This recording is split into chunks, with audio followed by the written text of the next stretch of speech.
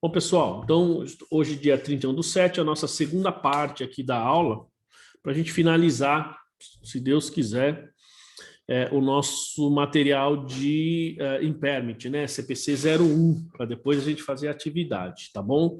Bom, gente, então a gente estava falou aí de reconhecimento, de tudo isso, ou melhor, digamos assim, o que a gente tem que saber, e agora a gente vai ver, então, o que temos que reconhecer. Né? Nós vamos ver o reconhecimento aí, o que a gente precisa mexer nele, ou a forma que a gente vai ter que fazer para reconhecer, né? Então, a gente tem aqui o seguinte, ó.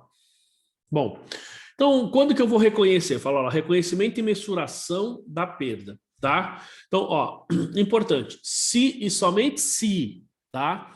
O valor recuperável do ativo for inferior ao seu valor contábil, então, somente nesses casos, o valor contábil deve ser reduzido ao seu valor recuperável. Então, eu preciso pegar o meu valor contábil e comparar com o meu valor realizável. Se o meu contábil for menor, aí eu preciso, então, reconhecer uma perda, tá? Agora, veja aqui, ó, essa redução representa uma perda por desvalorização do ativo. Então, eu preciso reconhecer, mas vejam que para a gente chegar nessa perda, eu preciso fazer todo aquele processo que nós vimos antes, né? Apurar o meu valor justo líquido das despesas de vendas, depois apurar o meu valor em uso, preciso considerar, e aí no meu valor em uso é mais complexo porque envolve lá o fluxo de caixa, tudo isso. E aí, se o meu valor, feito tudo isso, verifiquei que o meu valor recuperável é menor que o meu valor contábil, então eu preciso reconhecer a perda. A perda por desvalorização deve ser reconhecida imediatamente na demonstração do resultado, a menos que o ativo tenha sido reavaliado. No Brasil, a gente não pode fazer reavaliação, mas se houver reavaliação, no momento em que você tem a reavaliação, você tem essa perda, antes de eu mandar para o resultado, eu diminuo a minha reavaliação. Esse é o processo. Primeiro, eu preciso diminuir da reavaliação. E qualquer desvalorização de ativo reavaliado deve ser tratada como diminuição do saldo da reavaliação. Só depois é que eu lanço no resultado do período, tá? A perda por desvalorização, então, de ativo não reavaliado deve ser reconhecida no resultado do período. Então, gente, aqui nós estamos falando de uma despesa, normalmente despesa administrativa mesmo, tá? Então, eu reconheço, embora a gente chama de perda, mas ele vai estar lá dentro das despesas administrativas. Vou reconhecer, vou creditar uma conta redutora lá do meu ativo, né? E vou debitar despesas de perdas estimadas. Entretanto, a perda por desvalorização de ativo reavaliado deve ser reconhecida em outros resultados abrangentes, tá? Se for o caso, na extensão em que a perda por desvalorização não exceder o saldo de reavaliação reconhecida para o mesmo ativo, né? Então, se a perda por desvalorização for menor que o meu saldo de reavaliação, consequentemente, a contrapartida não vai ser uma conta redutora no meu imobilizado. A contrapartida vai estar lá dentro do meu PL, outros resultados abrangentes, tá? Porque, gente, ele fala assim, essa perda por desvalorização sobre o ativo reavaliado reduz a reavaliação reconhecida. Porque quem não sabe como é que era a reavaliação, era assim, você pega o ativo, você faz lá um laudo, não sei o quê, então você fez uma reavaliação. Agora está proibido, tá? Mas era feito assim. Você pegava 3 laudos, os peritos iam lá, avaliavam aqueles ativos, e aí eles falavam que aquele ativo que estava registrado por 1.000, ele valia 5.000. Então eu vou pegar e faço uma reserva de reavaliação de 4.000, para que ele chegue no valor de 5.000. Debito imobilizado, pensando no imobilizado, né? Que pode ser para investimento ou pode ser também para intangível. Debito lá imobilizado e credito PL, tá? Então eu crio uma reserva de reavaliação no PL. Então, se você tem, digamos assim, que reconhecer uma perda e ela for superior ao valor que eu tenho reavaliado, primeiro eu baixo a minha reavaliação, diminuo a minha reavaliação. O excesso eu vou lançar como despesa. Se você tem uma reavaliação que absorve mais de, ou praticamente 100% do que você, praticamente não, absorve 100% do impairment ou da perda que você teria, então primeiro eu vou abater da reavaliação. Só que ao invés de ir no resultado ou criar uma conta redutora, eu credito a minha conta de reavaliação no imobilizado e debito a minha conta de reavaliação no PL, justamente para reduzir essa reavaliação. E assim eu tenho que fazer no tempos a cada vez que eu faço o meu impairment e apuro perda. Até que, quando você não tiver mais reavaliação nenhuma, você passa a reconhecer no resultado. Lembrando que no Brasil nós não podemos mais fazer reavaliação, tá? A gente não pode mais, a gente tem que reconhecer aí como perda direto, tá bom? A não ser que você já tenha feito antes de 2008, o que é difícil, porque se você fez, muito provavelmente você já amortizou tudo isso. Bom, ó, quando o montante estimado de perda por desvalorização, ó, então, o montante de perda por desvalorização for maior do que o valor contábil do ativo ao qual se relaciona, a entidade deve reconhecer um passivo se e somente se isso for exigido por outro pronunciamento técnico. Pessoal, o que aqui a gente está falando, e tem gente que reconhece essa perda, isso também vale para equivalência patrimonial. Uma vez eu discuti isso com a própria Janaína, desculpa, a Janaína não, a Daiane, né?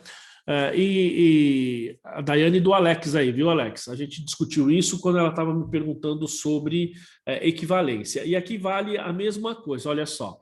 Às vezes, vamos supor que o seu valor contábil é de 100 mil reais, tá bom? E você vai lá, apura uma perda, e essa perda é de 120 mil. Tá certo? Pode acontecer? Pode. Você apurou uma perda maior, tá, do que o... vocês estão vendo aí a apresentação, pessoal? Não. O slide? Sim? Agora não. Não, é porque apareceu uma mensagem para mim aqui, eu achei estranho. Mas tudo bem, ó. Então, às vezes a gente tem uma perda que é superior ao valor contábil, tá? Então, quando a gente tem aí o... então não, né? Estou estranhando. Será que é minha conexão? Sei lá. Para a gente que tá normal, professor. Mas é que ele está aparecendo uma mensagem para mim aqui, ó, agora os participantes podem ver a sua apresentação. Vamos ver se vai aparecer de novo, né? Olha lá, fala, participants can now see your application. Tá, né? tá normal. Não, tudo bem, agora a gente está vendo normal, mas, enfim, mas que bom, vamos lá. Ó, então, às vezes acontece de você ter uma perda maior do que o seu valor contábil. Eu acho um pouco difícil, mas pode acontecer sim. Quando acontece isso, vamos supor, você tem um ativo de 100 mil, você tem uma perda de 120. Então, tem muita gente que, se você for pensar contabilmente, eu vou ter que fazer um débito. Eu vou ter que fazer um débito aí de 100, vou ter que fazer um crédito, teoricamente, uma perda de 120. Então, tem gente que reconhece lá 120, 100, baixando do ativo, e vai faltar um crédito de 20, né? Então, melhor, vou reconhecer uma perda de 120, vou acreditar 100 no meu imobilizado, lá no meu ativo, e falta o crédito dos outros 20. Tem gente que quer pegar esses 20 e criar um passivo, tá? Gente, o fato de você ter uma perda não necessariamente faz você ter uma obrigação. O fato de você reconhecer uma perda, seja inclusive no caso de investimentos, não quer dizer que você vá reconhecer ou tenha que reconhecer um passivo. Então, tem gente que, por exemplo, você tem lá o impairment, você está fazendo a equivalência patrimonial. Na hora que você faz a equivalência, então vamos supor, o prejuízo da outra empresa é maior do que o seu investimento. Então, você vai baixar o seu investimento, vamos supor, o seu investimento é 100, o prejuízo da outra empresa é 120, você tem 100%, eu deveria reconhecer uma perda de uma despesa de 120. Só que aí eu tenho que acreditar 100 no meu investimento para reduzir ele, e vai faltar 20, e tem gente que quer pegar esses 20 e lançar eles como passivo. Gente, isso não é para fazer. Isso só pode ser feito, ou só deve ser feito, caso haja alguma dívida. Se ocorrer isso, e se por acaso você tiver que pagar alguma coisa por causa disso, perfeito. Aí você tem que gerar o caso. Ou tem alguma norma que exija que se faça isso, tá? Fora isso, pessoal, não tenho que reconhecer absolutamente nenhum passivo por conta, digamos aqui, de uma perda maior do que o seu ativo, tá? Ele fala, ó, e se for exigido, ele fala aqui, ó, reconhecer um passivo se e somente se isso for exigido por outro pronunciamento. Fora isso, pessoal, não é para reconhecer, tá? Mas a conta fica invertida? Não, simplesmente você, vamos supor, Alex, Isso gera bastante dúvida nas pessoas, tá? Mas imagina que você tem aí um investimento de 100, você tem R$ 100 na carteira, certo? É o seu investimento ali, R$ 100, perfeito? Você estava andando na rua, você perdeu R$ 100.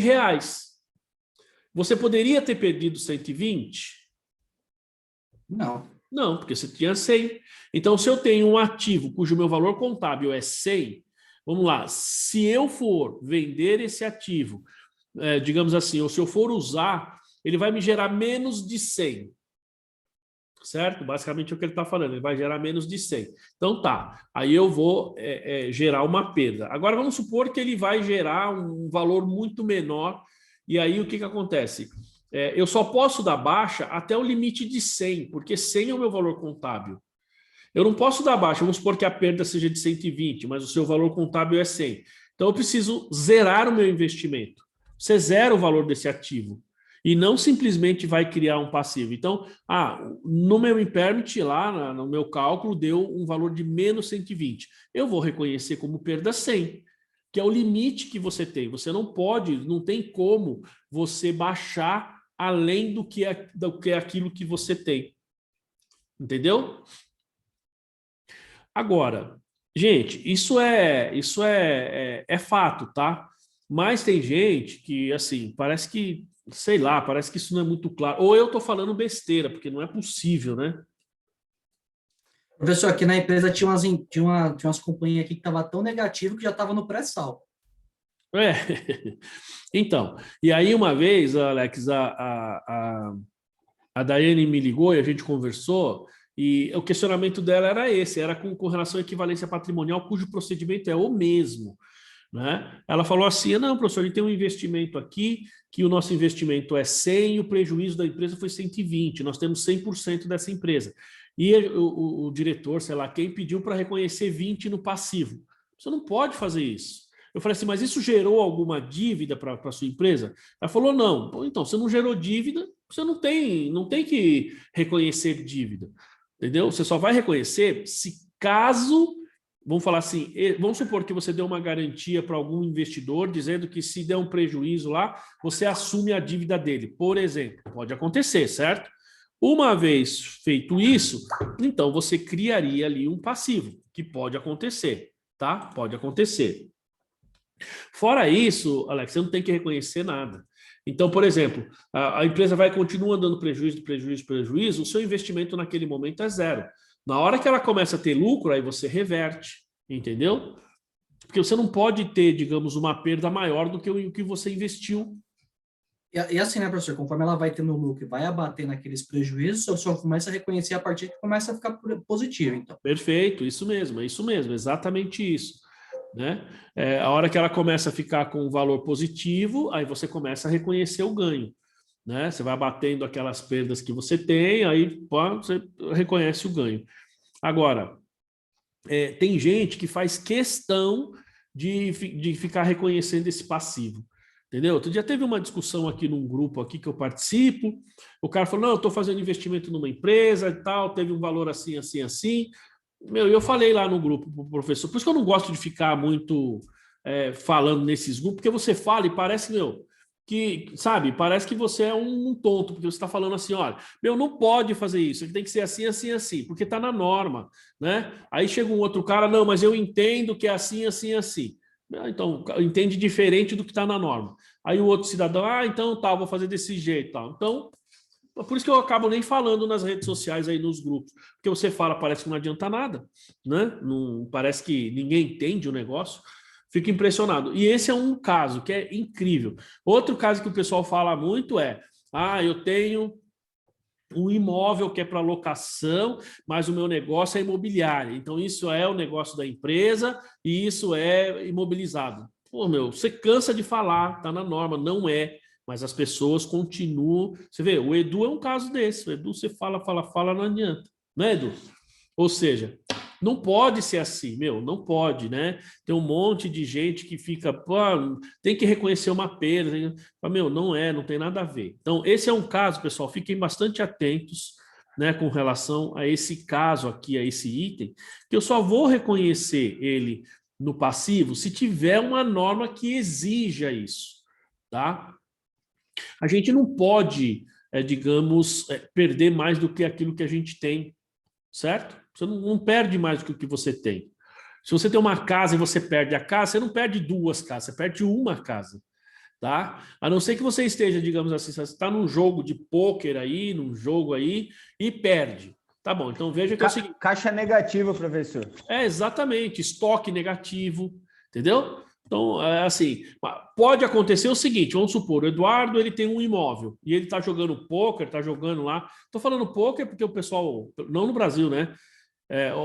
Dá imóvel, carro, bens, enfim. Vamos supor que ele perca essa casa no jogo, tá? Só que ele não perdeu uma, ele perdeu o equivalente a duas. Então, ó, veja, ele entrega uma e ele fica devendo outra para o cara. Aí sim você tem o reconhecimento de um passivo. Fora situações desse tipo, não tem, né? Se é uma perda porque a outra empresa gerou uma perda, porque o ativo gerou uma perda, então você não tem obrigação, de novo, a não ser que seja exigido por outra norma. Fora isso, não tem que fazer nada de reconhecer passivo, tá, pessoal? Fiquem bastante atentos a isso daí. Muita gente quer ficar fazendo esse tipo de procedimento. Ó, então, depois do reconhecimento dessa perda por desvalorização, então a despesa de depreciação, amortização ou exaustão deve ser ajustada para períodos futuros. Então, nós estamos falando aqui de uma revisão da estimativa. Você reconhece uma perda, o seu valor contábil muda automaticamente. Eu tenho que recalcular minha depreciação, tá? Amortização ou exaustão. Para alocar o valor contábil revisado do ativo menos seu valor residual, se houver. De novo, em base sistemática, ao longo da vida útil. Então, fiz todo aquele cálculo, tem uma perda, reconheço essa perda, automaticamente eu mudo a minha estimativa de cálculo de depreciação, porque o meu valor contábil muda, né? Ó, e se a perda por desvalorização, então, for reconhecida, quaisquer outros ativos ou passivos fiscais diferidos, relacionados, devem ser reconhecidos em consonância com o pronunciamento CPC 32, tá? Por quê? Porque, pessoal, na hora que eu faço esse reconhecimento de perda, o que acontece? Eu estou mudando o meu ativo. E essa perda, ela não é reconhecida pela Receita Federal. Isso significa que ali eu vou gerar ali um ativo ou um passivo fiscal diferido, conforme o CPC 32, que a gente vai ver lá mais para frente. Uma vez feito isso... Professor, oi, diga lá. Então, observando essa questão do impairment aqui, para esse ano, mais ou menos, 2021, muito provavelmente, quando for fazer os impairments dos ativos, todos eles deem positivo, porque com a crise de chips, essas coisas, os maquinários atuais estão mais caros. Então, quem tem um maquinário não vai se desfazer. Automaticamente o preço sobe, não porque está subindo os novos, porque não está havendo produção. Então, ele deixa de ter, mais que existe a depreciação dos ativos, no mercado paralelo ali, a preço justo, as coisas e tudo mais, eles estão mais caros. Né? Sim. Então isso não vai reconhecer. Isso é um fato. Então, muito provavelmente você não tenha perda. Né? Não necessariamente você tem perda. Porque isso acontece sim. É o que acontece. As empresas estão comprando menos. Então, como você disse, se eu for comprar um usado, eu tenho menos oferta, consequentemente o preço sobe. Automaticamente eu tenho menos perdas nesses ativos. Então, isso pode ocorrer. Agora, o que a gente deve reconhecer muita perda, Alex, seja 2020 ou até 2021, embora eu acho que 2021 isso seja menor, por exemplo, são negócios como um todo, né? A gente viu que fechou um monte de bar, um monte de empresas, tal, porque são empresas que estavam muito ligadas às pessoas e por conta desse problema de convívio social, essas empresas fecharam, empresas de turismo. Então, você teria muita perda reconhecida em alguns segmentos desse tipo. Em outros, como você falou, indústria, determinados ativos que as pessoas estão procurando bastante, só que como encarece o preço lá fora, o dólar está alto, o valor automaticamente desses itens usados também sobe. E aí, muito dificilmente, embora você tenha, como você falou, a depreciação, você tenha lá uma série de itens, provavelmente não há perdas, ou pelo menos às vezes não há indicativos de perdas, né? Principalmente em empresa de tecnologia. Na empresa de tecnologia, os valores estão bem maiores, porque o negócio deles cresceu muito, né, com essa pandemia. Bom,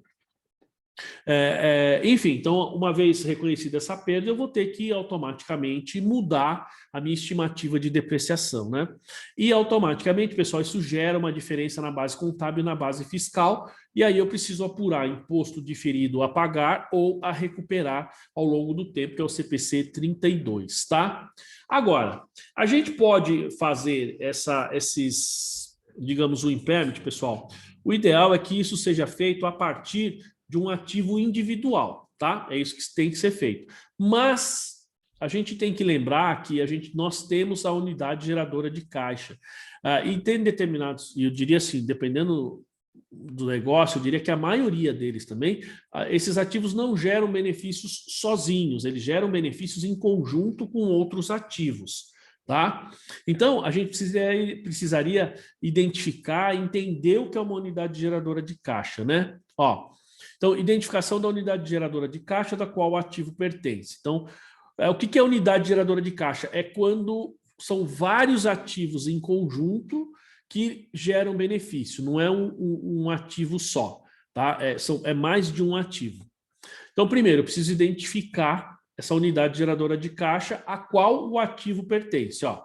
Então, se houver qualquer indicação de que um ativo possa estar aí desvalorizado, né, que ele possa aí, ter aí uma desvalorização, uma perda, ó, o valor recuperável deve ser estimado para o ativo individual. É o que eu estava falando. Então, a gente tenta fazer sempre pelo valor individual. Se não for possível estimar o valor recuperável para o ativo individual, a entidade deve determinar o valor recuperável da unidade geradora de caixa a qual o ativo pertence. Tá? Como eu disse, pessoal, às vezes você está pensando numa loja, as Casas Bahia, por exemplo, ela fazia o impairment da loja. Cada loja era uma unidade geradora de caixa, porque cada um dos ativos ali dentro, ele não gera benefício sozinho. Então, quando você tem um comércio, o que gera benefício é o conjunto daqueles ativos. São as gôndolas, o próprio estoque, os ativos, os computadores, cada um daqueles ativos isoladamente não gera caixa. Então, por isso a gente considera a chamada unidade geradora de caixa, tá?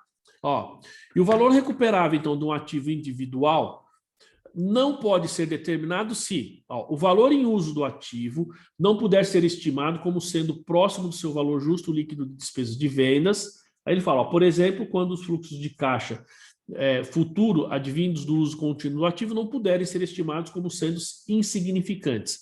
Né? Então, o valor em uso do ativo não pode ser estimado como sendo próximo do seu valor justo líquido das despesas de vendas. Então, quando você não consegue fazer essa mensuração, significa que você tem que considerar eles na unidade geradora de caixa, tá? Ó, e o outro, ó, o ativo não gerar entradas de caixa que são, em grande parte, independentes daquela provenientes de outros ativos. Ou seja, o valor justo, ou melhor, o valor em uso trazido a valor presente, né? A gente não pode, muitas vezes, digamos assim, o valor em uso, ele é tão diferente do seu valor justo, que aí fica difícil você saber qual que seria o correto, né? Se é o valor justo ou o valor em uso, porque às vezes aquele valor em uso, a forma como você faz, como ele está ligado a outros ativos, ele fica muito distante do seu valor justo. E outra, ó, ele não consegue gerar receita sozinho. Tá? E fala aqui, ó, que são em grande parte independentes daquela proveniente de outros ativos. Então, não é independente, ele depende de outros ativos. Eu já dei esse exemplo aqui várias vezes. Gente, vocês não estão vendo, mas eu estou aqui com o computador na minha frente, estou com um microfone aqui do meu lado, aqui, ó, tá vendo? Tá aqui, ó, vocês estão vendo aqui o microfone, tá vendo? E aí, a gente tem vários... por exemplo, eu tenho a minha mesa digitalizadora, tenho a câmera, a televisão aqui na minha frente, os holofotes aqui, tenho a estrutura aqui no fundo. Então, tudo isso faz com que a gente, com que esses ativos eles gerem benefícios em conjunto, eles não geram benefícios de forma individual. E aí, quando eu vou fazer o impairment, pessoal, eu preciso levar em consideração todos esses ativos, tá? Não dá para fazer, digamos assim, a consideração, eu vou depreciar só o computador ou só a TV. Não, tem que ser o conjunto deles, tá? Nesses casos, o valor em uso e, portanto, o valor recuperável somente pode ser determinado para a unidade geradora de caixa e não para um ativo individualmente, tá? A norma poderia ser mais direta, né? Poderia ser mais direta. Do tipo, ó, você tem que fazer isso, não dá isso, você faz isso. Mas infelizmente não é, Alex. Infelizmente é interpretação. É isso que dificulta o entendimento da norma, porque é interpretação. Você vai interpretar, você vai ler, e tem muita gente que não consegue, simplesmente não consegue interpretar, não consegue ler, tá? Mas poderia sim ser mais fácil, ser mais direto e objetivo, mas infelizmente não é. Tem coisas, meu, que você tem uma palavra que resume uma frase inteira, entendeu? Mas não, os caras escrevem, falam, por quê? Porque está traduzindo o que está sendo feito na norma lá fora. É difícil criar uma linha reta, né? Parece. Difícil, né? Por isso que é muito entendimento, é muito, digamos, muito julgamento. Cara, deveria ser mais fácil, mais simples, mas, né? Ó, e se existir, então, mercado ativo para esse produto, né? Quando ele é gerado aí por ativo ou grupo de ativos, esse ativo ou grupo de ativos deve ser identificado como uma unidade geradora de caixa, mesmo que alguns ou todos os produtos sejam utilizados internamente, tá? Então, para esses produtos, por exemplo, que eles geram aí, né? Que são gerados por esse ativo ou grupo de ativos, se é um mercado ativo, ou seja, o mercado onde as pessoas estão comprando e estão vendendo, tal, né? Então, você precisa usar aí o conceito da unidade geradora de caixa.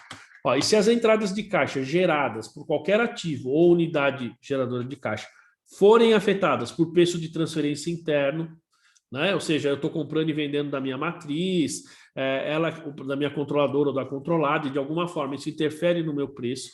Então, a entidade deve usar a melhor estimativa da administração em relação aos preços futuros, que poderiam ser obtidos em transação entre partes independentes, levando em consideração, que ele vai falar aqui basicamente o conceito do valor justo. Bom, por que ele está dizendo essa questão de afetar preço interno? Porque a gente tem que levar em consideração, pessoal, que quando eu estou pensando no meu valor justo ou no meu valor em uso, se eu tenho muita transferência interna de preço, isso interfere no meu preço. Então, ele vai interferir no meu fluxo de caixa, tá certo? Então, eu preciso levar em consideração. Ó, mas aqui ele está falando de valor justo, né? Ó, transação entre partes independentes, levando em consideração entradas futuras de caixa utilizadas para determinar o valor em uso da unidade geradora de caixa e as saídas futuras de caixa utilizadas para determinar o valor em uso de qualquer outros ativos ou unidade geradora de caixas. Então, isso é importante, gente, de novo, reforçando, porque eu posso querer, digamos, imagina, manipular os resultados, porque eu posso querer te cobrar mais ou menos, eu sou a controladora, então eu tenho uma controlada, eu quero melhorar o valor dela ou não, então eu posso gerar, digamos, uma perda ou não, porque eu posso querer cobrar mais ou menos, entende? Então, isso precisa ser expurgado. Eu não deveria considerar, ou melhor, eu tenho que considerar o efeito que esse preço interno ou essas variações internas acarretam aqui no meu fluxo de caixa para apurar o valor em uso, tá? As unidades geradoras de caixa, então, elas devem ser identificadas de maneira consistente de período para período para o mesmo ativo ou tipos de ativos, a menos que haja justificativa para a mudança. Via de regra, então, quando eu estou medindo essa unidade geradora de caixa, preciso ver se é um ativo individual, se é um ativo global, se ele gera em conjunto, receita em conjunto, perfeito. Depois eu vou ver se essa unidade geradora de caixa, muitas vezes, eu tenho ali ativos, pode até acontecer, tá, gente, de ser de duas unidades diferentes e o mesmo, digamos assim, eu tenho um ativo que atende duas empresas diferentes, por exemplo. Então, eu precisaria também levar isso em consideração. E os preços que são negociados internamente, tá? O efeito disso internamente na empresa. Por quê? Porque eu comprando de uma unidade do grupo, né, de uma outra subsidiária, de uma controlada, ou mesmo da controladora, desculpa, eu posso ter a manipulação de preço, a manipulação do custo, automaticamente interferindo no meu impairment. Então, isso precisa ser levado em consideração, tá? Ó, então, se a empresa ela determina que aquele ativo pertence a uma unidade geradora de caixa, ó, diferente da que pertencia em períodos anteriores, porque aqui atrás ele fala que tem que ser consistente, tá vendo? Então tem que apurar essas unidades geradoras de caixa de maneira consistente. Mas isso não quer dizer, pessoal, que esse ativo não possa mudar. Até falei isso essa semana, né? Na quinta-feira lá no na live lá do Sindiconte. Porque a gente tem assim, imagina que você tem um determinado ativo e você, por exemplo, você tem uma parte do seu negócio, fechou, cancelou. Você vai pegar aquele ativo, que ele faz parte de uma unidade geradora de caixa, e porque você teve um problema de descontinuidade. O problema não, você teve uma descontinuidade em determinada área, departamento, você vai realocar aquele ativo. Então, perceba que a sua unidade geradora de caixa, de um período para o outro, mudou. Tá? Houve uma mudança. Então, ó, se você determinar que houve uma mudança, né, você tem um ativo que era de uma unidade, foi para outra, ó, ou que os ativos agrupados na unidade geradora de caixa tenham mudado, tá? Então, esta norma requer divulgações acerca da unidade geradora de caixa. Se uma perda por desvalorização for reconhecida ou revertida. Então, se você tinha uma perda, você reconheceu uma perda, ou reconheceu uma reversão dessa perda, então você precisa divulgar isso daí, tá? E também, claro, nessa questão dessa mudança da unidade geradora de caixa, os motivos por que isso ocorre, desde que seja relevante, tá, pessoal? A norma fala aqui, mas a gente tem que pensar naquilo que é relevante. Às vezes tem um fator aí que não é relevante, né? E aí a gente fala assim, puxa, tem que fazer isso aqui? Tem, mas desde que seja relevante, tá? Bom, ó, o valor contábil da unidade deve ser determinado de maneira consistente com o modo pelo qual é determinado o montante recuperável da unidade geradora de caixa, tá? Então, tanto uma quanto outra, eu preciso ser consistente no critério. Ó. O valor contábil de uma unidade geradora de caixa, então, deve incluir somente o valor contábil daqueles ativos que podem ser atribuíveis diretamente ou alocados em bases razoáveis e consistentes à unidade geradora de caixa, e que gerarão as futuras entradas de caixas utilizadas para determinar o valor em uso da unidade geradora de caixa, ou seja, os meus ativos, os benefícios, aquilo que quando ele fala alocados em base razoável, muitas vezes posso pensar em saídas de caixa, entradas de caixa, ou depreciação, ou despesas. O que é da unidade geradora de caixa tem que ser considerado naquela unidade geradora de caixa, tá? Porque se eu não fizer isso, eu não estou fazendo uma apuração determinando aí, digamos, de modo consistente aquilo que eu poderia ter de recuperável na unidade geradora de caixa, porque se eu estiver considerando em unidades diferentes, não faria muito sentido, né? Bom, não deve incluir o valor contábil de qualquer passivo reconhecido, tá vendo? A menos que o valor recuperável da unidade geradora de caixa não possa ser determinado sem se considerar esse passivo. Às vezes, pessoal, a gente tem um determinado ativo que está financiado, né?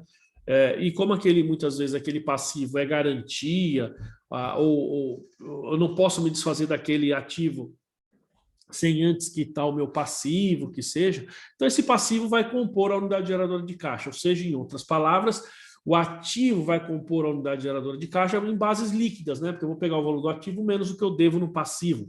Por exemplo, essa seria uma forma de atender a esse requisito aqui, tá?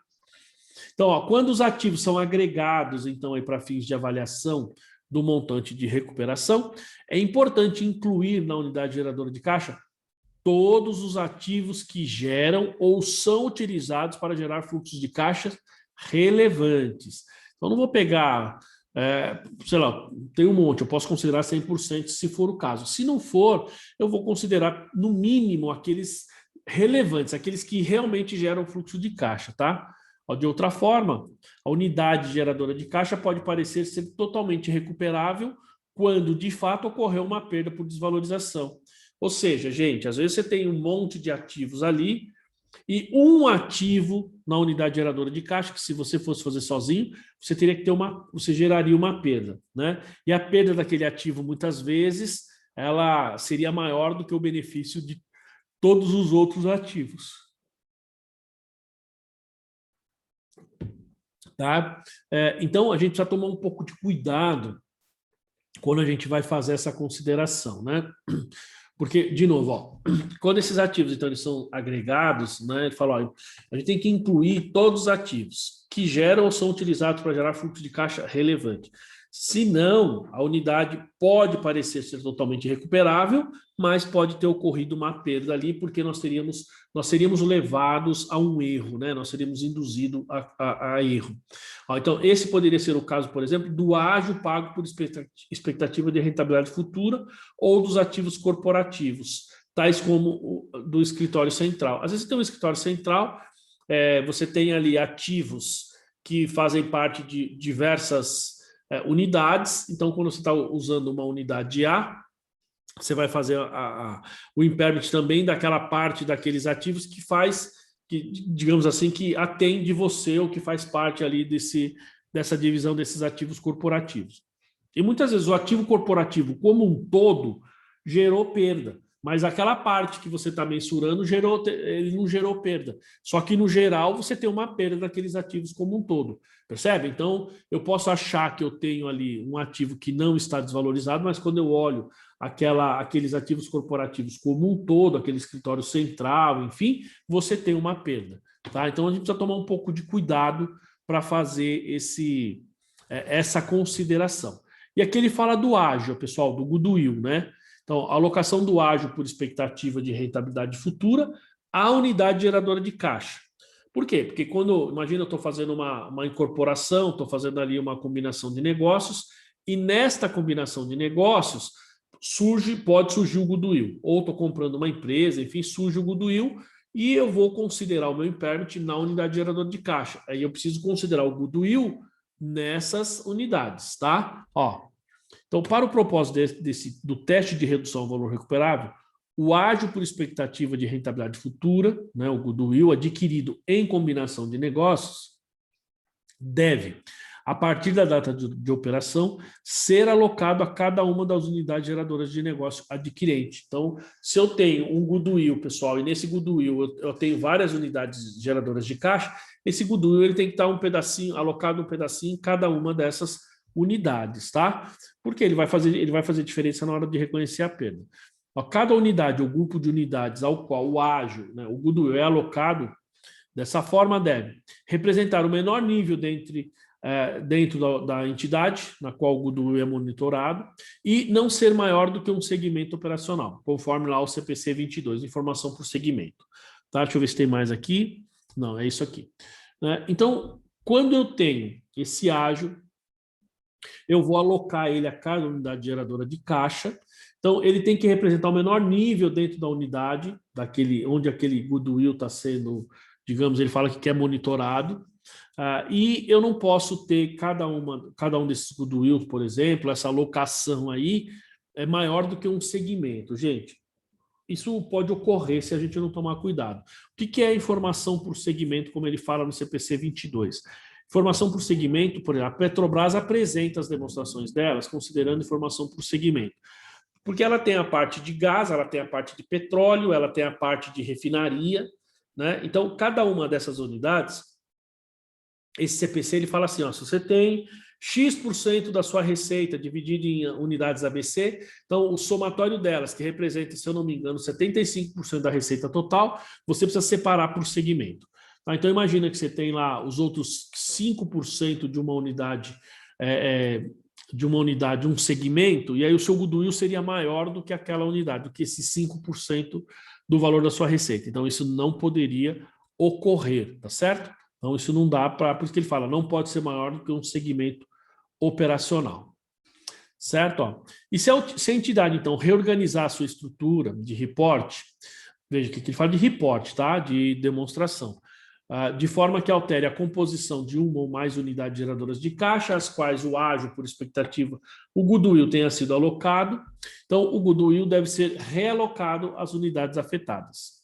Isso aqui é simples. Então, se você tem uma estrutura de reporte, então eu estou apresentando o meu balanço, as minhas demonstrações, os meus relatórios, considerando o departamento ABC, unidade geradora de caixa ABC. Eu tenho o goodwill a cada uma delas, mas eu alterei essa composição. Minhas unidades geradoras de caixa elas foram alteradas, consequentemente eu preciso realocar o goodwill também e divulgar esse fato. Tá? Então, testando a unidade geradora de caixa por ágio com rentabilidade futura. Então, você tem que fazer o teste, e aqui é considerando uma das unidades que tem goodwill. Então, quando o ágio, por expectativa de rentabilidade futura, se relacionar com uma unidade geradora de caixa, mas não tiver sido alocada, porque, gente, uma coisa é, ele tem a relação, mas ele foi gerado por aquela unidade, mas não está relacionado, ou melhor, ele está relacionado, mas não está alocado. Porque às vezes a pessoa colocou o goodwill direto lá como ativo intangível de forma geral, sem separar para as diferentes unidades geradoras. Então, ó, essa unidade geradora de caixa deve ser testada para apurar aí a redução ao valor recuperável sempre que houver indicação, de que a unidade possa estar desvalorizada, né?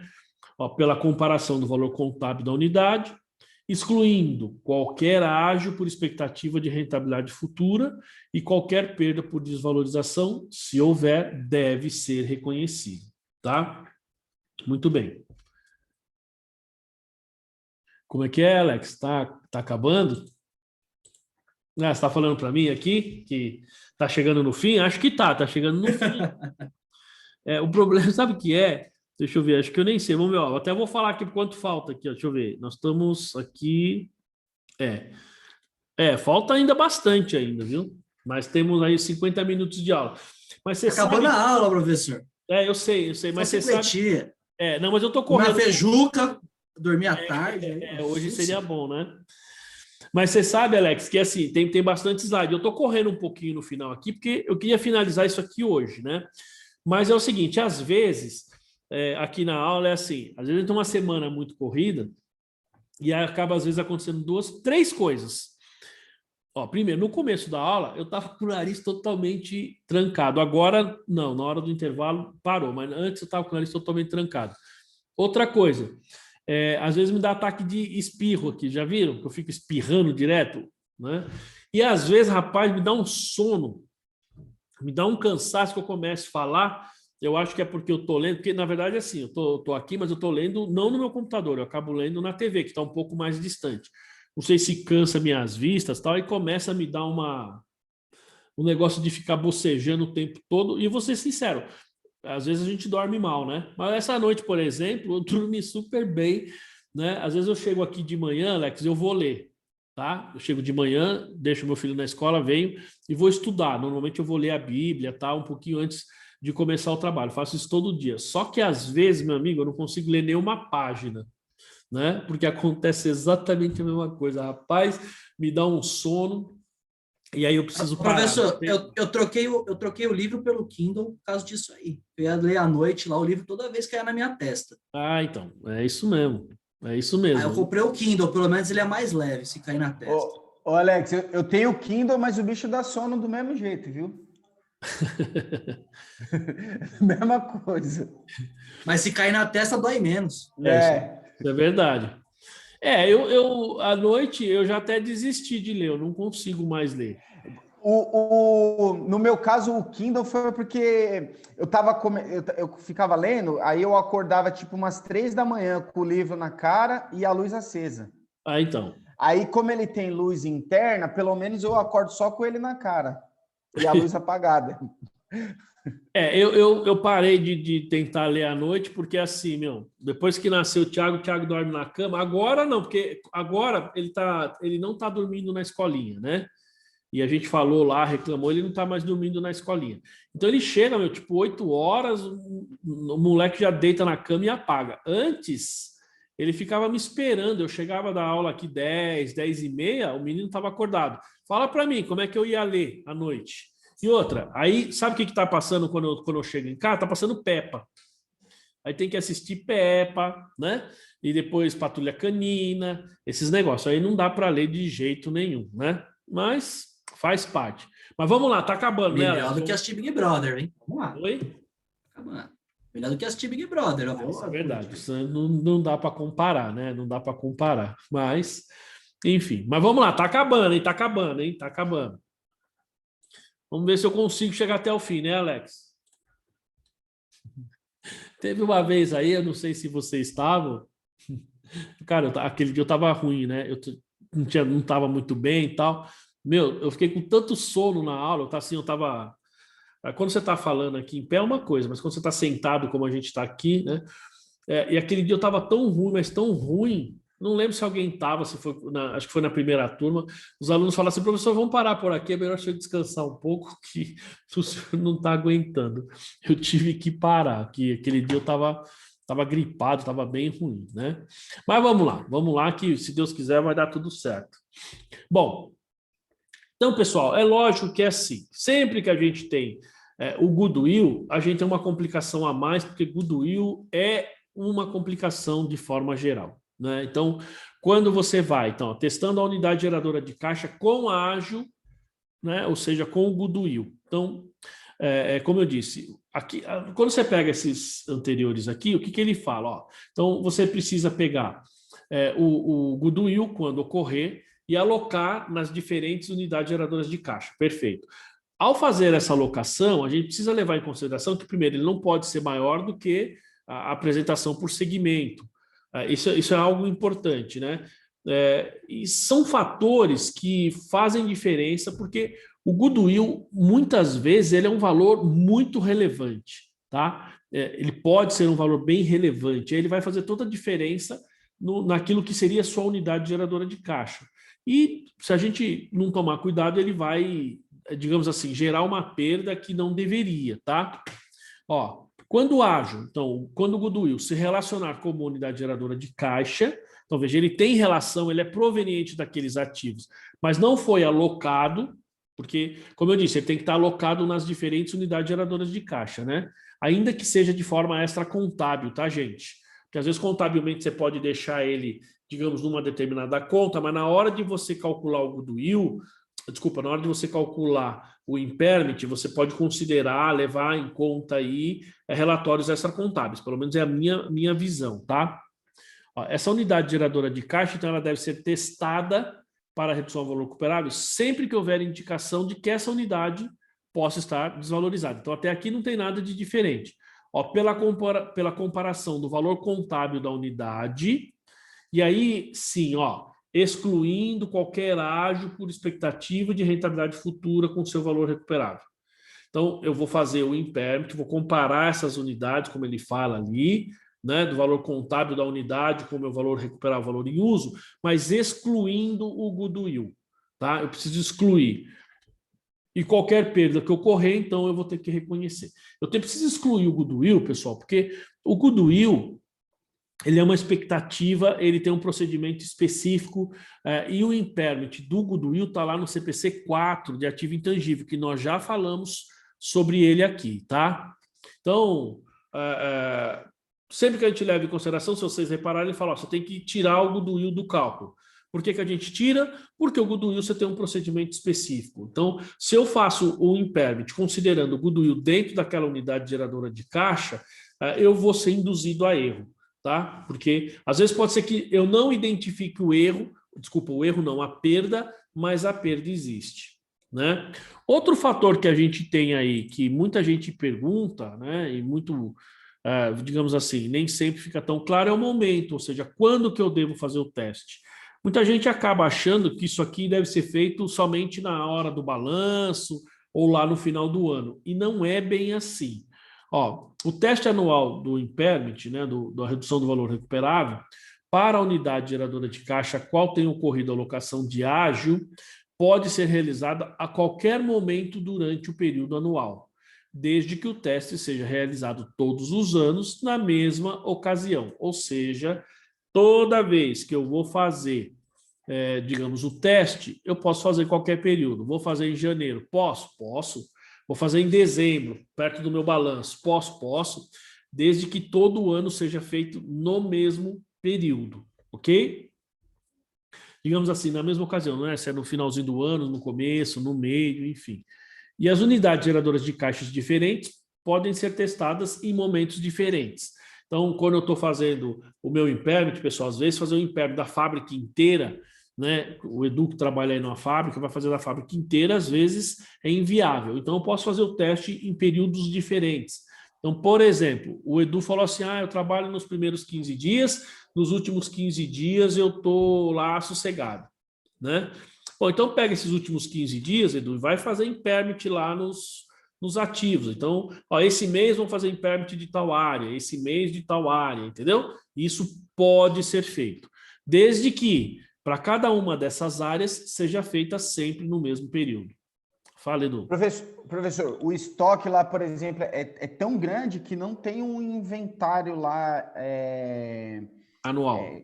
Geral. Então, aí tem uma equipe de inventário que vai testando uma categoria de por mês, produto. né? Isso, por mês. Então, cada mês testa um pedacinho lá Porque vai é atualizando. inviável, né? Se você for fazer um impairment numa empresa com um estoque desse tamanho, você vai levar quanto tempo? Uma semana fazendo?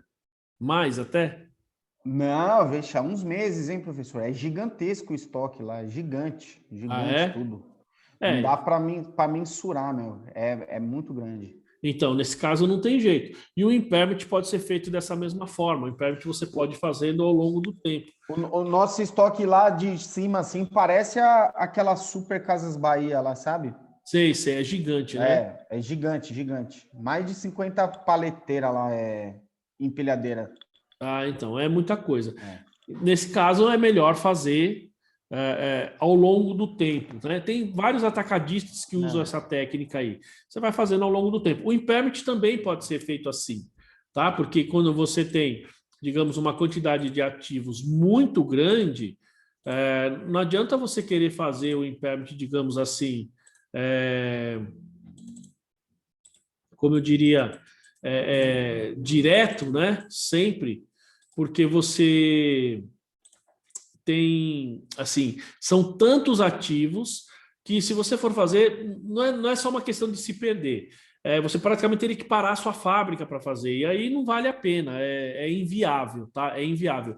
O inventário é feito assim, e se você for fazer muitas vezes inventário de imobilizado, você também cai na mesma situação, né?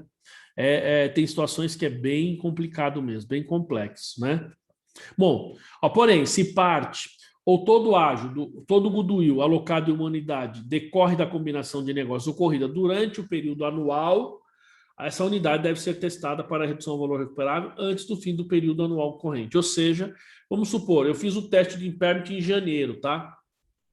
Eu faço em janeiro. Aí chegou lá em abril, a gente fez uma combinação de negócios, e nessa combinação de negócios teve goodwill que foi alocado àquela unidade geradora de caixa. Bom, como você teve uma mudança ali por conta desse goodwill, por conta dessa combinação de negócios, então você precisa efetivamente fazer o teste novamente naquela unidade por conta ou naquelas, né, que você tem o goodwill alocado naqueles ativos, né? Então, a princípio, uma vez por ano, mas se você, mesmo que você já tenha feito, surge lá o goodwill, você precisa, então, testar novamente, tá?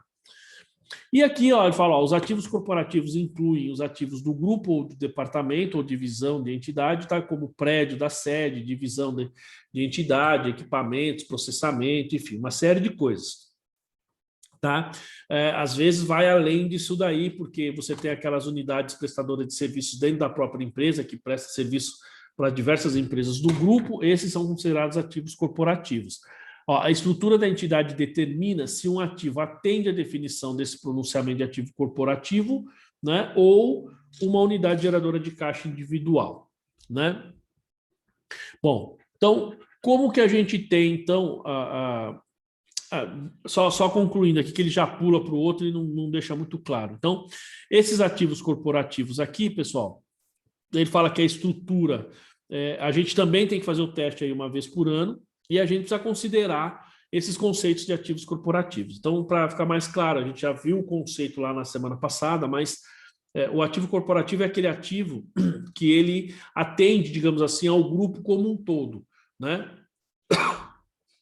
A gente tem várias situações de ativos corporativos. Os mais comuns é o departamento de tecnologia, por exemplo. Você tem lá uma área de TI que atende o grupo inteiro.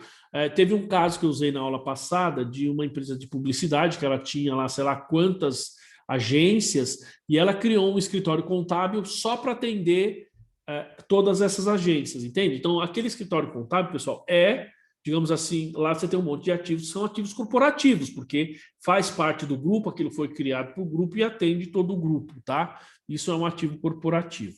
Bom, e aí aqui, gente, ele fala, olha só, então quando que a gente tem a perda lá na unidade, ó, então uma perda por desvalorização deve ser reconhecida para essa unidade geradora de caixa, que é o menor grupo da unidade, né, ao qual age o goodwill ou ativo corporativo tenham sido alocados, tá? E somente se o valor recuperável da unidade for menor que o valor contábil. Ou seja, aqui ele está falando da unidade geradora de caixa, que você pode alocar, você pode ter o goodwill ou ativos corporativos alocados, mas não foge do procedimento para reconhecimento de uma perda se você estivesse falando de um ativo individual. Por exemplo, ó, eu só vou reconhecer se o valor recuperável for menor do que o valor contábil da unidade, né? Ou seja, se o valor recuperável daquela unidade, enfim, apurando todos eles, é mais baixo do que o valor contábil. Enfim, reconheço uma perda, é o mesmo procedimento que a gente já viu lá atrás, aqui não muda absolutamente nada.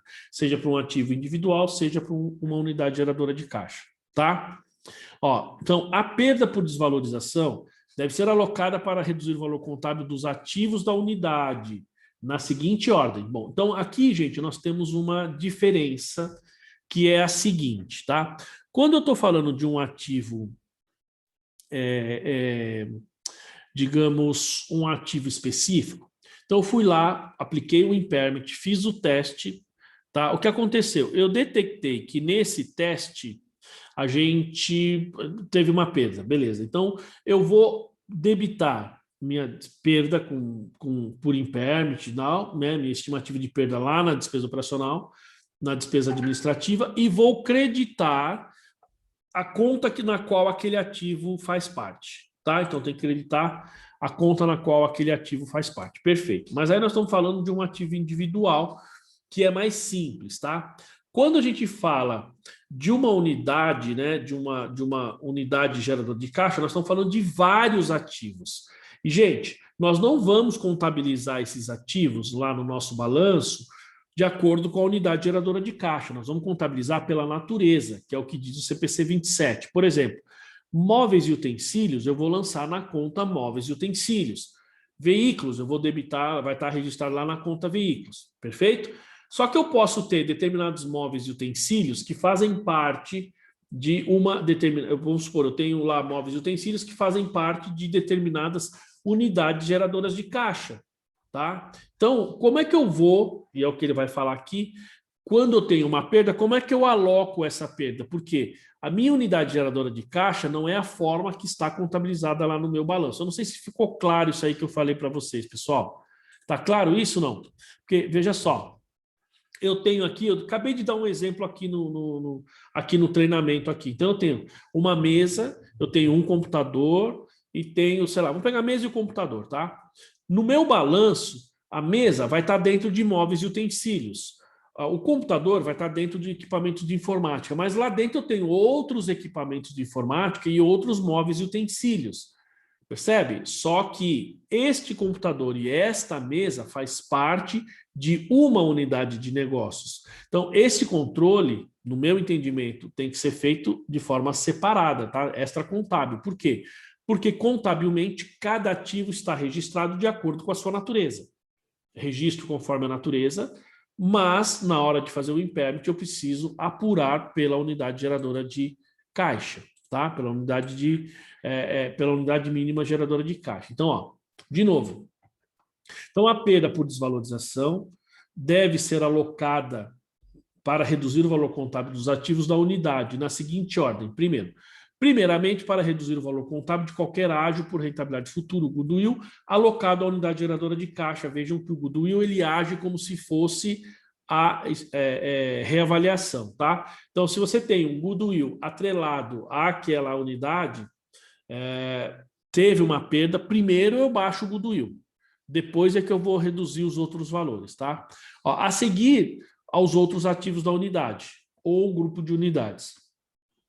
Vejam só, por que eu falei essa coisa de estar os ativos, embora eles são individuais, estão dentro de um grupo, mas eles fazem parte de uma unidade geradora de caixa. Porque, ó, Então, a seguir os outros ativos proporcionalmente ao valor contábil de cada ativo da unidade. Por que eu tenho que fazer essa proporção? Vamos supor, pessoal, que eu reconheci uma perda naquela unidade geradora de caixa de R$100 mil, tá? Eu sei que naquela unidade geradora de caixa eu tenho uma parte que é goodwill, eu vou abater do goodwill, mas eu tenho ali imóveis, eu tenho equipamentos, tenho equipamentos de informática. Então, vejam que eu tenho vários ativos que eles não estão contabilizados no meu balanço por unidade de negócio, eles estão contabilizados por natureza, certo? Móveis, utensílios, veículos, imóveis, enfim, por natureza. Só que eu sei que, por exemplo, móveis e utensílios, uma determinada parte faz ou está dentro de uma unidade de negócios. E aí, assim, se você tiver lá dentro do seu sistema, vamos falar assim, né? Você tem lá, digamos assim, então você sabe que aquele móvel, por exemplo, aquele utensílio, ele faz parte da unidade geradora de caixa número 1. Tá? Ou número 2 ou número 3, a forma como você chamar essa unidade geradora de caixa. Perfeito. Ou loja, né? Loja 1, loja 2, loja 3.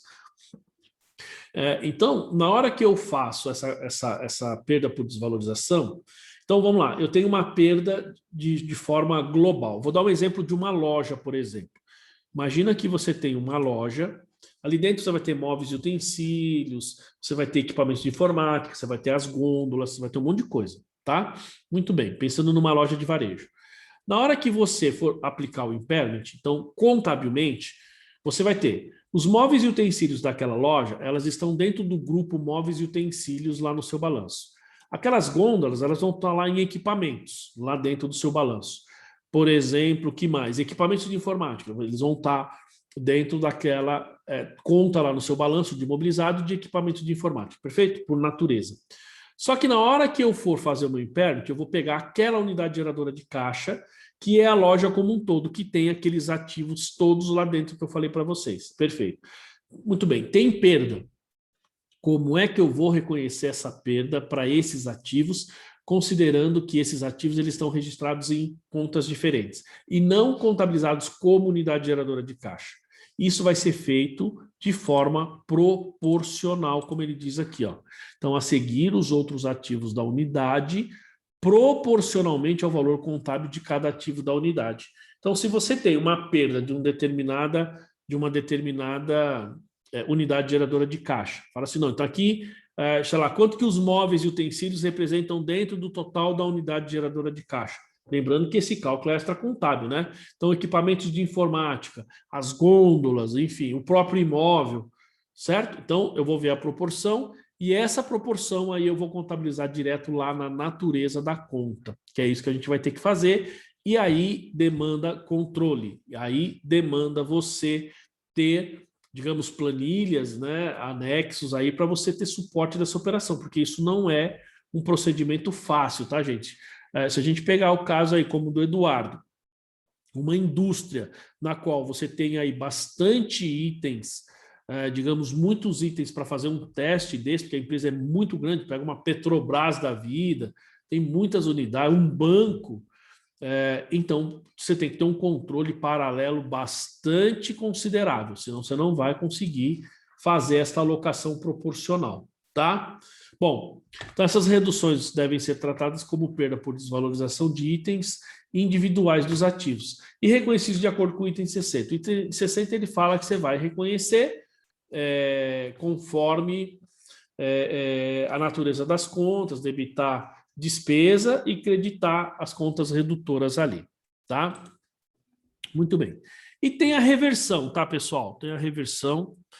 A reversão aí da perda por desvalorização também tem um detalhezinho técnico que a gente precisa levar em consideração, tá? Porque a gente muitas vezes fala assim, eu tive uma perda no ano passado de 10 mil, reconheci a perda, esse ano essa perda não existe mais, então eu vou reverter 10 mil. Não é assim que a gente normalmente pensa?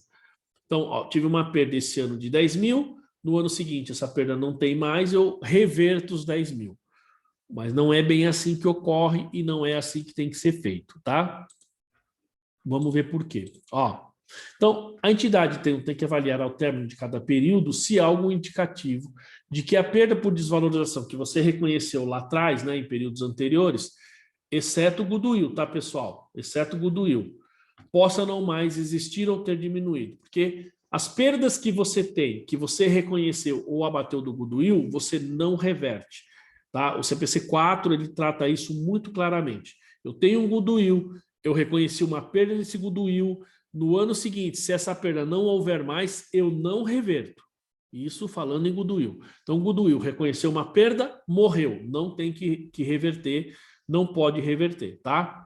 Por isso que ele sempre vai falar, exceto o goodwill.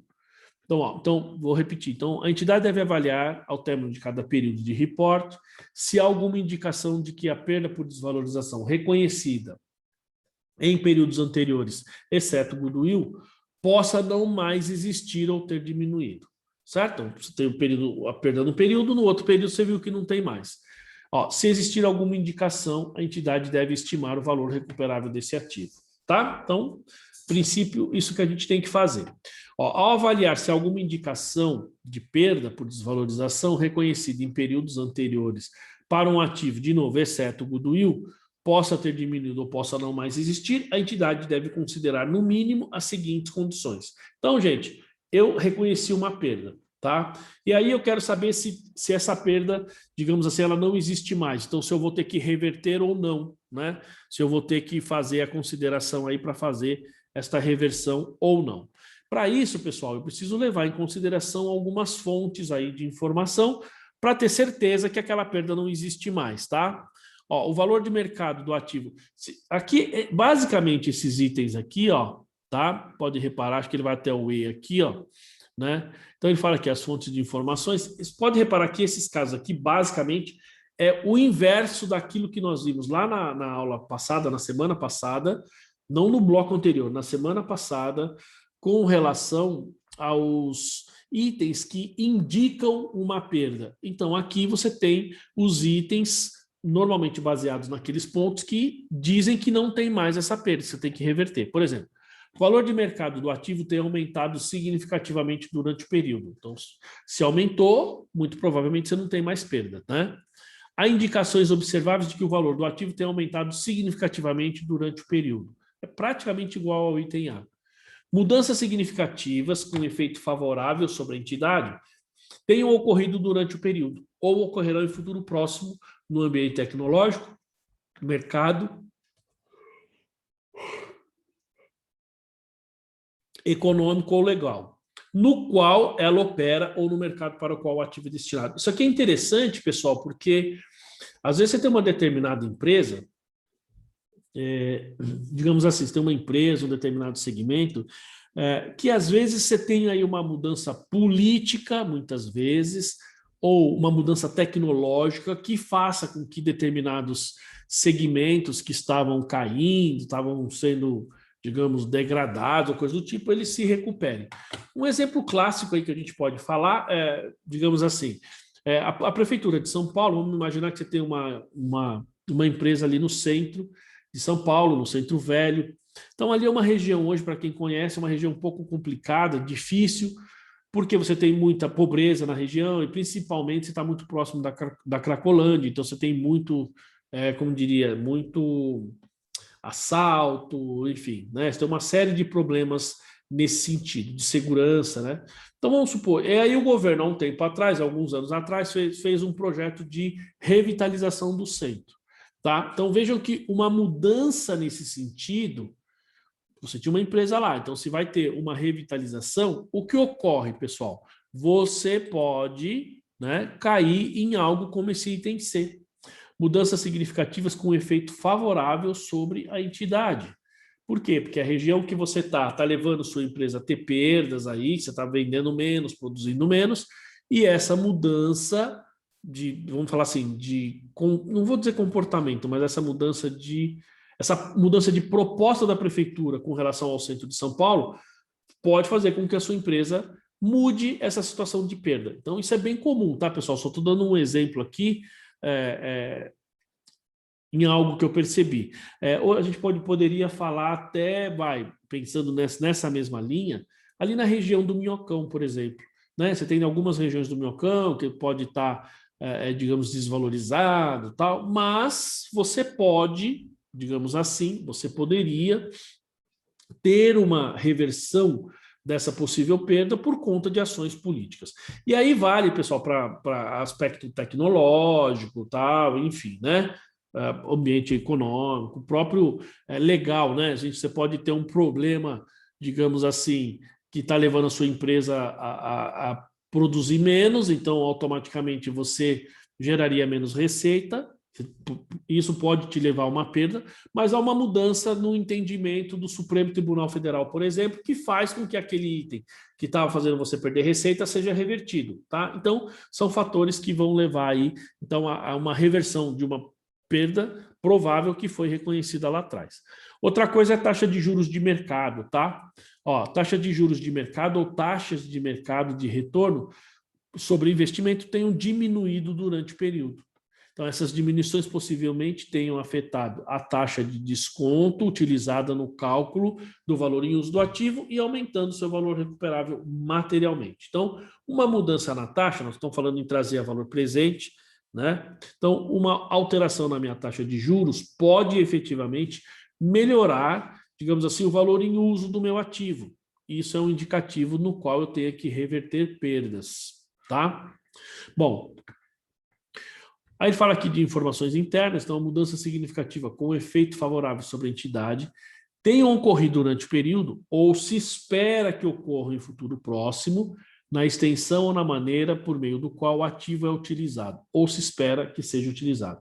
Então, essas mudanças incluem custos incorridos durante o período para melhorar o ativo ou aprimorar o seu desempenho, tá? Então, se a gente olhar internamente, então essas mudanças significativas, isso pode ocorrer porque a empresa, digamos, fez aí algum processo de manutenção, melhoria, aprimoramento naquele ativo, automaticamente ele passa a gerar mais benefício do que se esperava. Então, se você reconhece uma perda, você teria então que reverter essa perda.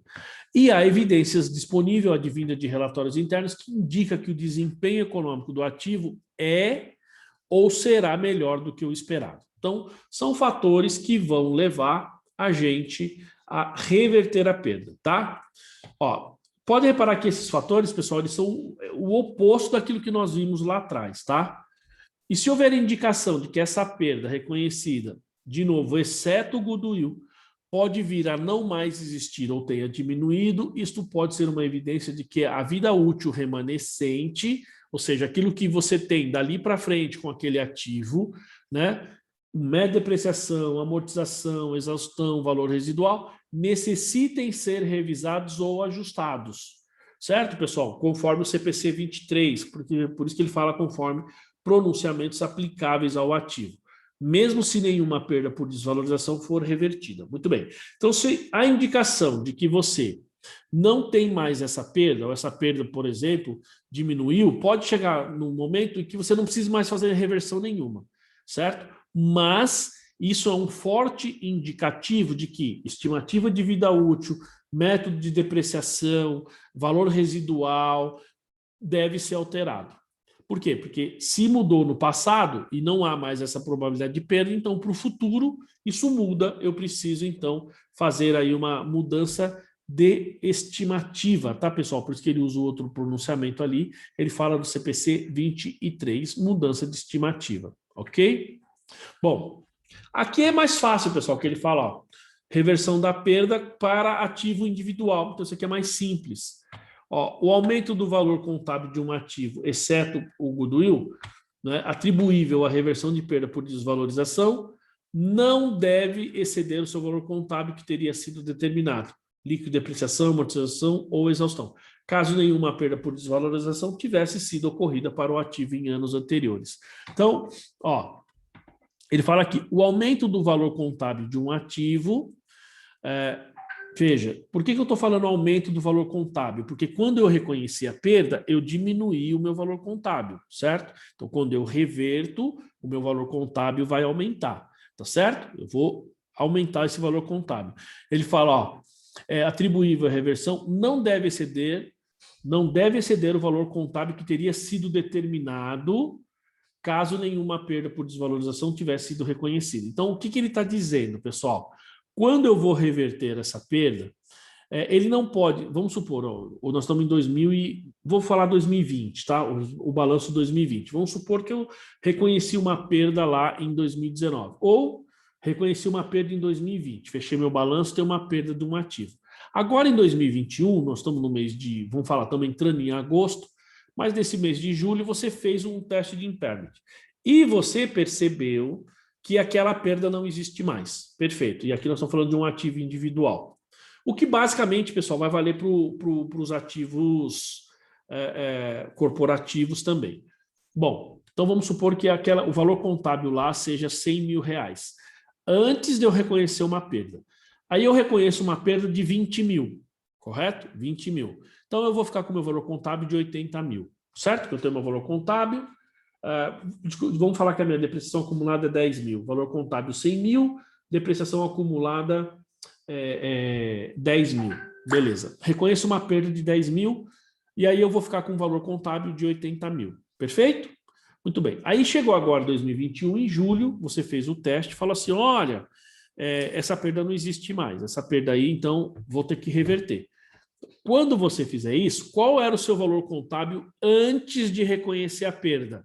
90 mil, 100 mil de custo de aquisição, 10 mil de depreciação acumulada, tá? Então, olha só, o aumento do valor contábil, porque você está revertendo, não deve exceder o valor contábil que teria sido determinado caso nenhuma perda tivesse sido reconhecida. Então, naquele momento, antes de reconhecer a perda, pessoal, meu valor contábil era 90, 100 de custo, 10 de depreciação acumulada. Vou fazer o cálculo por 90.